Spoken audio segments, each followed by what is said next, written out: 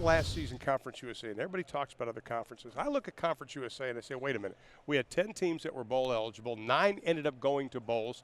That is impressive, I think, for the conference. You know, what's been great for me to see is we've gotten better at our coaching position. You know how crucial the head coaching position is at every institution, and we've gotten better every year, certainly that I've been with the conference, and I believe that'll be the case again this year. Coach Bloomgren at Rice, Coach Demo out at UTEP, bringing new energy, bringing new ideas. I think it'll be great for the conference. You know, and talking to the media members that have been here, we had an outstanding turnout this season. Everybody loves the Baylor Scott and White Performance Center. This whole relationship that the conference now has, not only with this, but across the street with the Star having our Conference USA postseason basketball tournament there. Well, we're constantly about the business, and Commissioner McLeod does an excellent job of this. We want to make sure the experience of our student athletes is top-notch, compares with any other conference in the nation. And what you see around you in our partnership, certainly with the Dallas Cowboy organization, the city of Frisco, what's going on not only for our football media day, but for our basketball interaction as well.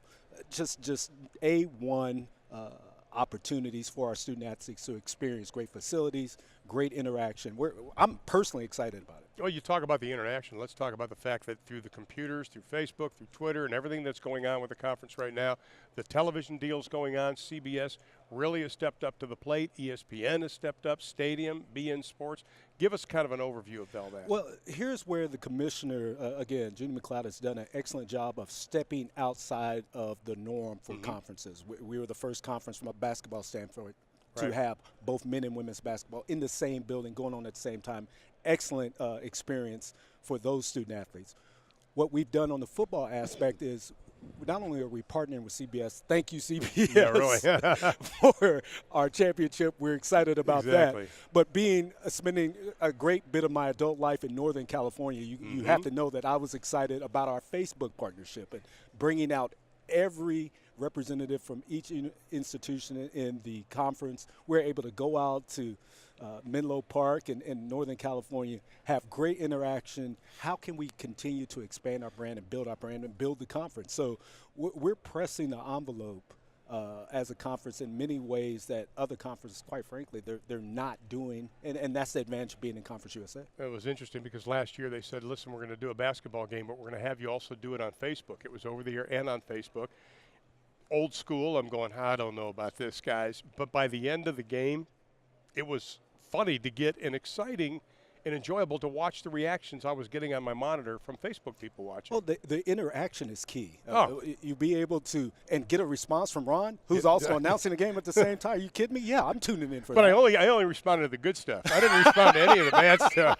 Ron, do you get bad stuff? Oh, no. Come on now. Well, the bad stuff was for my wife and 2 daughters. So, Need somebody to keep you humble. There you go. Okay. But it is exciting because it's something that those of us that have been in TV a long time, it's so far outside the box. And as you mentioned, no other conference is really doing that. And that's where our fans are at. Our fans are spending time on Facebook. Our fans are on Twitter. Our fans are interacting with our multimedia partners in different venues, different ways. And so we're bringing our student athletes, are bringing their efforts and what they're putting forward on the field, on the court, on the grass, wherever they're playing their sport, to our fans. And just before we went on, Merton was tweeting about what was going on here at Conference USA Media Days. Oh, this is I'm telling you, this is great. What you have professional athletes coming through because they just want to be a part of what's going on here, and they might not even be affiliated with the conference. There's a magical feeling in the air. I'm excited about our season coming up. It's going.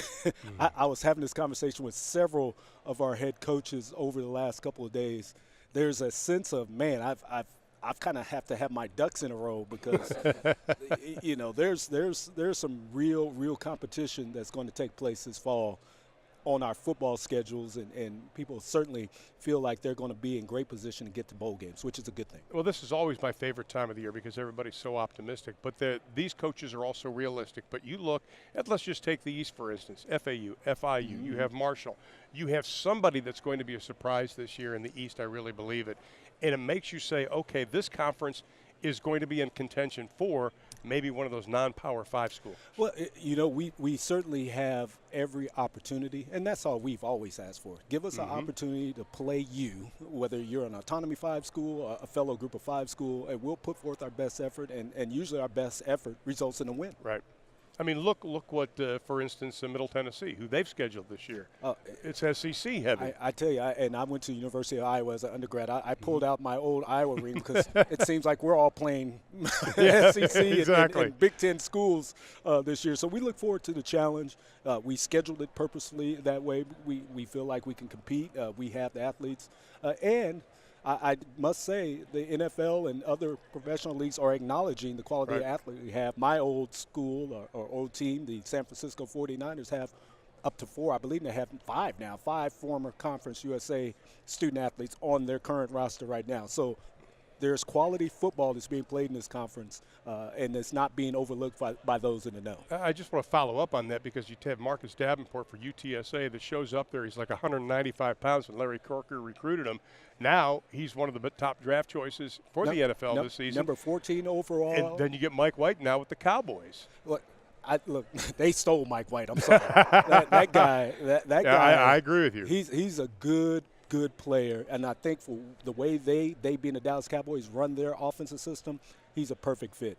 And the Davenport kid, look, the Saints traded a future first-round pick to move up from the 20s into number 14, 13 overall to acquire him. That tells you the level of value that they put on his talent and his tape that he performed in Conference USA. Again, we have the athletes here. That's not our issue. No. We're going to make sure and play some good football, and it's being recognized by those who understand the nature of football.